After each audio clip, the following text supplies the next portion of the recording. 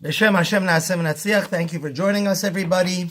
The people here in person and the people watching online. We're dealing with a fascinating and very important topic today. It's really a continuation of what we said 2 weeks ago, which families we should marry, because the most important choice that you make in your life is your soulmate. How good your children will be, and your whole eternity is dependent on who your spouse and soulmate is. And that's why from when your child is born, you should pray for that child's soul, that they should find a good and wholesome soulmate, like the Sefer Hasidim says. But today I wanted to still talk about that a little, but get into the engagement process, the laws of who, when you do get engaged to, how to plan a kosher wedding, and which laws do the fiancés, the engaged couple, have to be very worried about, and how they should set up their wedding, that it should be a blessing and not, God forbid, the opposite. I just wanted to start off, this is such an important idea, close to my heart, and I was overjoyed that the chief rabbi of Israel, Rabbi Yitzchak Yosef Shalita, talks about it in his wonderful work, Sova Seva Amchot, Yalkut Yosef, page 26. The first idea I want to start with is something that I know three personal friends of mine and congregants, and that is, there are certain marriages that are destined to be doomed. And one of these is when a religious, observant Jew marries a non-observant Jew. Now, why do I say this? Never in the history of mankind did we have so much divorce was prevalent. Now, you put in another monkey wrench where one of the people are observant, one of them is not, it's going to be a very point of tension. Even so much so that, let's say there's this wonderful girl, she's been observant her entire life, a Prince Charming doctor comes along, where we know how much the Persian Jewish community loves doctors and surgeons, and he says, "You're such a wonderful girl, I'll promise, I swear that I'm going to become religious because of you." Well, you know, words are cheap, and it really makes me want to cry, because I saw three people's lives get destroyed. And, you know, the worst people that get damaged by divorce are the poor children, right? Because they're between Shamayim Va'aretz. They have no sense of serenity and comfort, because one day they're with their father, one day with their mother. So he also says that, a word to the wise, if some people do not change, if the person you're dating is promising you that he's going to become observant and he's not, you can't believe him. Actions speak greater than words. As a rabbi, as somebody that, you know, I try to love all the Jews and make sure people don't fall into a trap. What happens is the fiancé and the person that you're dating may have the best of intentions to become religious and promise, but you know, many promises have been broken since the dawn of time. And I know three cases that it ended up in divorce. You know why? Because the person didn't perform, right? He promised, he swore, "I'm going to become religious for you, honey," right? And then when they got married, the nightmare began. He said, "You have to drive to my parents' house on Shabbat, get into a car, let's go to non-kosher restaurants. I don't want to have kids. If my kids have to go to public school, they can't go to religious, you know, school." And it ended up in divorce. I know three different cases, you know, being a matchmaker also. So just go look at how We said a few weeks ago that you should never marry the daughter or a family of ignorant Jews that really don't know nothing. This is 10 times worse. A person that is observant and somebody that's not, the proof is in the pudding. If they want to get married, then let the other spouse that is not religious practice orthodoxy and observant Judaism for a year, right? And then actions speak greater than words, but promises always are broken. And it's just so painful to see that, people at a ripe and young age, they spend a ton of money on the wedding, and then they go through the nastiest experience in their life, which is divorce, because they did not know this fact, that we should only be dating observant people. Observant people should be dating observant people. And I know 3 personal cases where it ended up in a disaster. The guy didn't want to give the divorce. He didn't want to give the get. But I just also want to bring out, I have a whole video I made on this 4 years ago, but I want to go back to this idea. Another big no-no, people that should not get married, because it's even going to end up worse than divorce. It could end up in death, is the Talmud on page 49 says that a ignorant Jew that knows nothing about the details of Jewish law should not marry a female Kohen, because a female Kohen is extra holy. She's from the tribe of Aaron, and the original rabbis, original preachers and teachers of Torah was which tribe? The tribe of Levi, right? They wouldn't work. They weren't playing golf the whole day. They were trying to get people to learn Torah. So it's very dangerous. The Gemara, I know 3 personal cases that ended up divorce, and it could even be much worse. If a person is not observant or does not learn Torah on a daily basis, he should not marry the daughter of a Kohen. Now, if the daughter of the Kohen is not religious and he's not religious, it's much less of a problem. It really isn't all that problem, but it has a lot to do with the first issue I was talking about, where the daughter of the Kohen has been blessed by her godly lineage, and that's a no-no. And I want to give another disclaimer here for the male Kohens. We know that, thank God, we're living in a time which is a big sign of Mashiach, where we have unlimited amount of Baal Teshuvah, people that were they knew nothing about Judaism, now they're fully religious. They were totally non-observant. They didn't know what the word Torah means. They didn't know what bracha means, right? And Baruch Hashem, through Eish Torah, Chabad's doing great work, or Sameach. It's just amazing, the rabbis that are on the college campuses.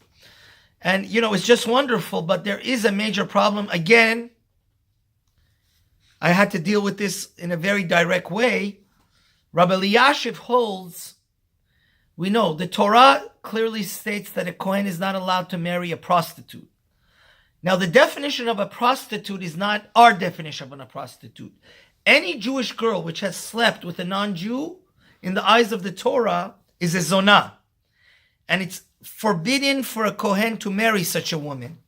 So Rabbi Eliashiv says that any woman that's a Baal Tshuva, and especially she's lived in a college dorm, there is a strong probability that she had extracurricular activity in the bedroom with non-Jews. Now, if she swears and promises that all her boyfriends were Jewish, then it's not a problem. But for Kohanim to marry Baalei Teshuvot, women that were not observant and now observant, and especially they were in college dorms, it's just like a Kohen marrying a divorced woman, which is absolutely forbidden. That's a very cautionary tale that the rabbi also that wants to officiate the wedding has to make sure. Of course, it baffles me also that, the rabbis, I was once upon a time the secretary of the Persian Rabbinical Committee, and again, every rabbi was saying their horror story. I'm telling you, this idea of observant and not observant people getting married and people breaking their promises and the daughters of Kohanim marrying people that are really not knowledgeable in Torah, are Am Haaretz. And again, this problem is it's also a big warning and cautionary sign that the rabbis, unfortunately, sometimes are not paying attention. And, you want to bless a couple and make a wedding that God willing, they're going to be soulmates. And like we said in Iran, and I didn't know, I had a British congregant, they say, you come with the white dress and you leave with the white dress, right? Where in the ideal world, we want them to have a blissful and happy life forever and ever with many happy children. So those 3 cases that I told you are problematic because they are either forbidden or very, very dangerous under Torah and Talmudic and halachic law. Now let's say Mazel Tov. The second part of the class, we are going to be dealing with what? The laws of how to plan a wedding and the laws of how a engaged couple should conduct themselves. Dober, can you give me that book I brought from home? So anyways, we want to start with the Yalkut Yosef that says a very, very important idea. And that is, again, another case I had with somebody in the community, which I was very, very disappointed in. Rav Ovadia Yosef, I beg you, please go look this up. It's volume 1 of Yechav Da'at. His responder, which is very short and sweet and concise. Teshubah Memchet. They asked Rabbi Ovadia Yosef whether you can get married in the month of Elul, right? There's a month where we Sephardic Jews, we wake up 4 or 5 in the morning, we say Selichot, right? It's the month that we blow shofar, the Ashkenazim. It's the month right before Rosh Hashanah. Now, unfortunately, there are many mashkichim, dean of students of rabbinical colleges, which they say it's not good. Get married after Sukkot. It's not looked positively and recommended amongst some rabbis that are in the yeshiva. They recommend it for their students to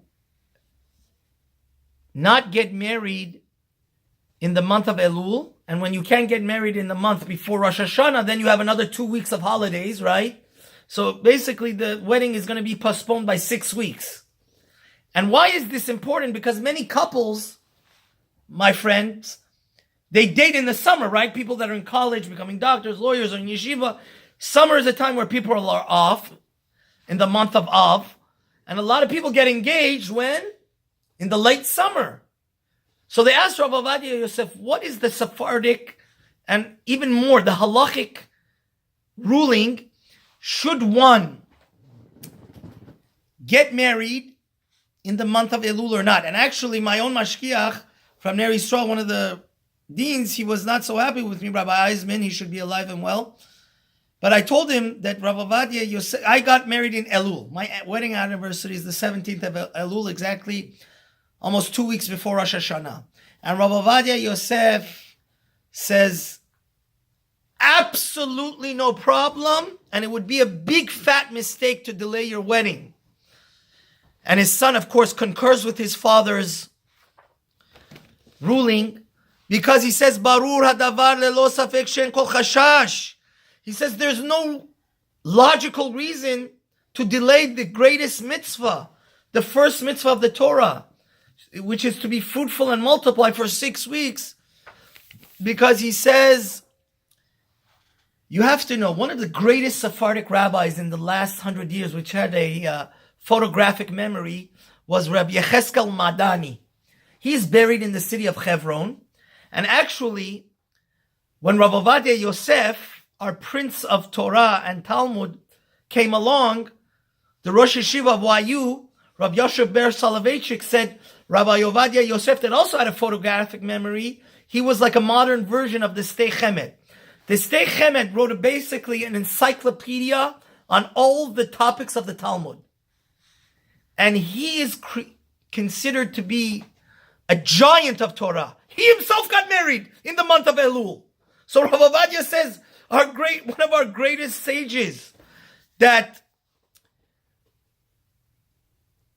was a photographic memory. He really wrote an encyclopedia because he was such a great mind. Without a computer, without the Bar Ilan or all the modern apps nowadays. And he says, first of all, actions speak greater than words. The Sdei Chemet writes himself, you could go look it up if you have the book, in chapter 23 on the topic of Chatan and Kala. He says that I got married in the month of Elul. And he said all the giants, all the leaders of Judaism, all the greatest rabbis of Israel were at my wedding. V'kol ge'onei hador, all the chief rabbis of Israel, all the greatest Torah scholars of Israel were at the Sdei Chemet's wedding. And they were very happy. Nobody had told the Sdei Chemet, Rabbi Yecheskel Ma'adani, that it was mistaken for him to get married where? In the month of Elul. Because actually, and he says, whoever tells you that it's not recommended is a big fundamental mistake. And he said that this has been the custom of especially Sephardic Jews. There was never anybody in the history of Sephardic Jews which would be reluctant to get married in the month of Elul. And then Rav Ovadia goes on and says even a much bigger chidush. And that is, he says, something which is unbelievably amazing. He says, even in the 10 days between Rosh Hashanah and Yom Kippur, which are very auspicious days, right? Those are the days where I had a great uncle that would fast all of those 10 days, and it's the days that everybody plays selichot. It's the time that God is the closest to us. Look at what Rav Ovadia writes. He says, if the groom is over 20 years old, he should even not delay. And if that's the time that he can get married, he should get married. You know why? Because the Talmud, we gave a whole class on this 4 or 5 months ago. The Talmud, what age under Jewish law should one be married by? So there's different opinions. Some say at the latest, you should be married by 24, 25. Some say at 20. But the opinion of Rav Ovadia Yosef is very clear when you read this responda and his son, the chief rabbi of Israel. The age is 20. Once you hit 20, the Talmud says if you don't have a good reason not to get married, God curses you, and he says your bones should explode. Tipoch atzmotav. Because there's a reason here. The Gemara says listen, the architect that created us knows that the desire for having sexual desires is the most basic necessity. It's not almost like eating. And once you're at 20, if God forbid you start fantasizing and having the thoughts of it, the Talmud says all of your life you're going to be addicted to that. So Rav Ovadia says, this has been written 2,000 years ago in the Talmud, where there was so much modesty. Today, where people, especially in LA, it's a disaster, where people do not believe in clothing anymore. And it's unfortunate to say,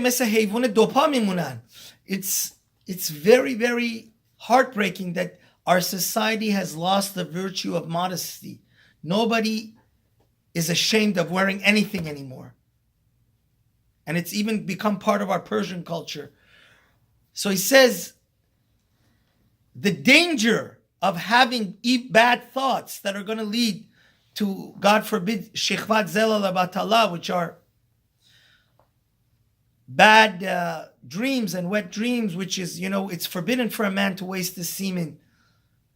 He says, Rav Ovadia says something, I didn't know this. I studied this many years ago. He says, even in the 10 days between Rosh Hashanah and Yom Kippur, if you're over 20, they should not delay. They should get married. And this is something to understand, that there's another wonderful, wonderful author for engaged couples that want to learn more about Jewish marriage, Rabbi Zakkai, which is a Persian rabbi. He wrote a wonderful work called Chuppah V'Kiddushin. He brings something from the Rab Mordechai Sharabi. Mordechai Sharabi was the greatest expert in the science of Kabbalah. And he was the teacher and mentor of Rav Yaakov Hillel, which is right now universally accepted as one of the leaders and biggest experts in Kabbalah. Rav Mordechai Sharabi, I'll read for you verbatim. He said that once they get engaged, they should sarich la'asmich et hachatuna tekef umiyad lemoed gemar hashiduch. They should make it as quick as possible after the engagement to set up the wedding date. It should be a matter of days, not a matter of 1 year later or 6 months later. Because he says that the boy and girl, once you get engaged, you have so much feelings, right? You're on a cloud nine, and we don't want them, God forbid, to fool around during the engagement part, right? Because premarital sex is the biggest sin. It's very wrong. I'm going to read for you from the Kreis Uplesi, Rabbi Yonasan Eibeshitz, what he writes about this. But to fool around, the most dangerous evil inclination is not where something is black and white. Because then it's wrong, right? This is wrong. The gray zone. The Satan tries to rationalize that he's going to tell you, oh, you're getting married anyway, so you could fool around with her. And this is forbidden because we know any woman that did not go to the mikveh, that's over 12, 13 years old, you have to die, give your life. It's like marrying with the same way we have to sacrifice our life and never sleep with a married woman. Halachically, if they put a gun to your head, you have to die and not sleep with a woman that's nidah, that hasn't gone to the mikveh. So this is very serious stuff. And therefore, the Rab Mordechai Sharabi, which was just a tremendous, tremendous tzaddik, anybody that's read about his biography knows that whoever he would bless, he was just like angelic. And he says that it's going to cause them to have a wonderful life together when they get married quickly, within a matter of days after the wedding. And also, he says that, like the Rebbe from Lubavitch said, had to encourage his Hasidim. We know for Mashiach to come, there's a certain amount of Jewish children, souls that have to be born, come down the pipeline into this world. And Ben David ba, ad sheichle kol haneshamot shebeguf. So, for all these different reasons, it's very, very clear that the sooner you engaged couple get married, the better. Because, again, I want to bring out another wonderful, wonderful idea, which when I was learning in the Yeshiva Ner Yisrael in the Kollel, I had a wonderful Chavruta, Rab Mordechai, and we were learning the laws of Nidah. And you know that I gave a class on this exactly a year or two ago about Shomer Negiah. Shomer Negiah is that the two sexes in Judaism are not allowed to touch each other. Which means, if you look at that class, I could put the link at the bottom of my notes here for those that would want to watch this, because this class has a direct relationship to that. It is very, very important to know that Rav Ovadia writes that even in a business and professional setting, we are not allowed to shake hands from a woman. The Rebbe from Lubavitch would say a beautiful reason why. He would say when a mayor or president or a very honorable person would come and try to shake his hands, he would tell them, I'm sorry. In my religion, the only woman I'm allowed to touch is my wife or my daughter or children, obviously. But obviously, he would say his wife. And that comes to show that this physical touch is such a beautiful bond that could only be done between a husband and wife. And if we look at that class, obviously, if you don't want to embarrass the person, you could give it, they call it the dead fish handshake, right? Where you put out your hand, you're like a dead fish. That's questionable whether that's permitted or not. It's better not to do that. But there's a big problem where, again, people that get engaged, even though they're super observant, both the bride and the groom, they, every stage of our life, we have different evil inclinations that tries to take us off the godly path and take us to the path of sin. And this is something, again, just because you got engaged to a woman, first of all, the engagements that we make nowadays are basically worthless. Under Jewish law, it's not like you gave a ring. They could, it's a dime a dozen. It happens every day where a girl and boy, they get engaged, and then the in-laws, for whatever reason, they get in a fight over how to make the wedding and who wants to give what, and they break off the what? The engagement. So she's not your wife till you go under the chuppah. So there's no difference. The same way you wouldn't touch or hug a regular random woman, if you're interested in actually trying to keep halacha, then you should definitely not hug or kiss or shake hands of your fiancé. It's absolutely forbidden under halacha. And I want to read from you one of the greatest sages in the Ashkenazi world, Rabbi Yonasan Eibeshitz. He wrote the Kresi Uplesi. The Kreti Pleti is a wonderful monumental commentary on Yoreh De'ah, the second volume of Jewish law, Shulchan Aruch. Look what he writes.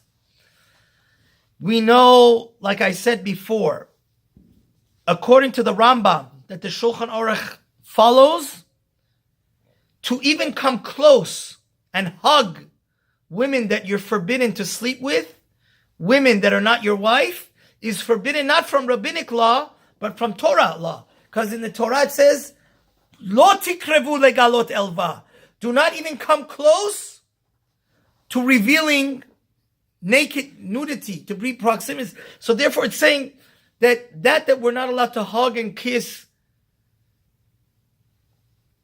random women that is not our spouse is forbidden under Torah law. And this, the Kresi writes a wonderful thing. He says, Tochacha megulala min hagarav oy lanu ki chatanu. He says, there's a terrible custom in Europe, in my city, that I see, and woe to us that we have sinned. He says, Asher nashak vechabek hatan v'akala. Just because two couples get engaged, which under halacha is not irusin, it's shidduchim. It's just a promise that we're going to get married under the chuppah. Halachically, they're not husband and wife. He says they go kiss and they hug. And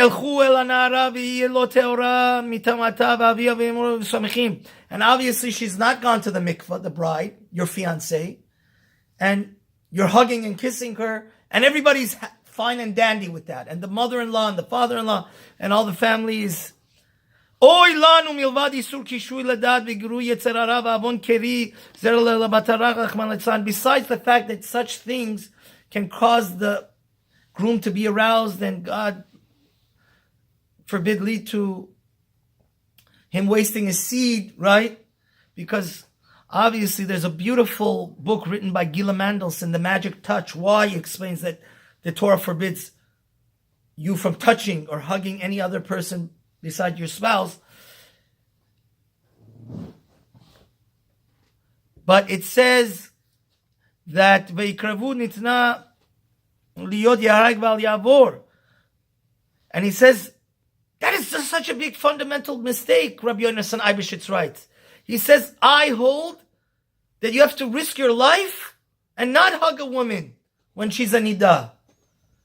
Because, again, according to the Maimonides and the Shulchan Aruch, to come close to a nidah is the same thing. And there's the idea, my friends, of azabrayu de arayus. This is such a hard idea for people to digest, but basically what it says is that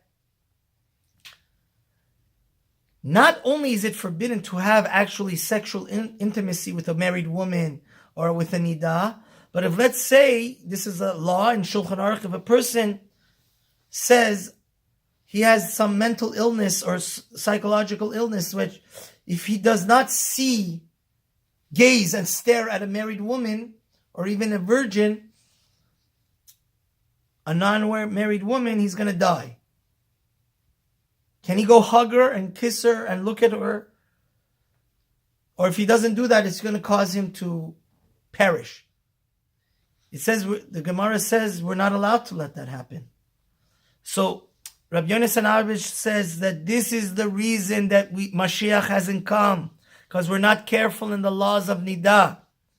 Arichata Galut of Holy Israel, the glory of the Jewish nation, which we are God's chosen nation, has been lost.